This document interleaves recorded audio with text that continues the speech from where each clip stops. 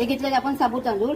त्याच्यासाठी मी हा एक बटाटा घेतलाय आणि शेंगदाण्याचं कूट त्याच्यामध्ये घालते आणि रेड चिली पेस्ट हे घालते.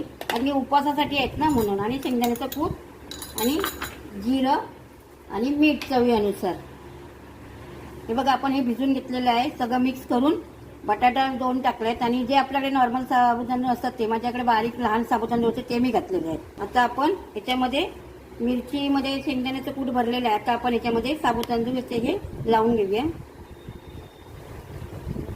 हे बघा असं कव्हर करायचं वरती, त्याला चांगलं कव्हर करून घ्यायचं. हे आपण सगळे बनवून घेतलेले आहेत. आता आपण याला फ्राय करणार. हे बघा इथे मी तेल गरम करत ठेवलं होतं. तेल गरम झालेलं आहे. हे आता आपण एक एक करून हा मिरची पकोडा याच्यामध्ये सोडणार आहोत आणि फ्राय करून घेणार आहोत. पण गॅसवरती करत असाल तर गॅसचं स्लो करून फ्राय करून घ्या. जसे आपण वडे साबुदाण्याचे वडे करतो तसेच हा मिरची पकोडा साबुदाणा आहे. तेच आपण चटणी आणि दह्याबरोबर खाऊ शकतो. उपवासासाठी येते.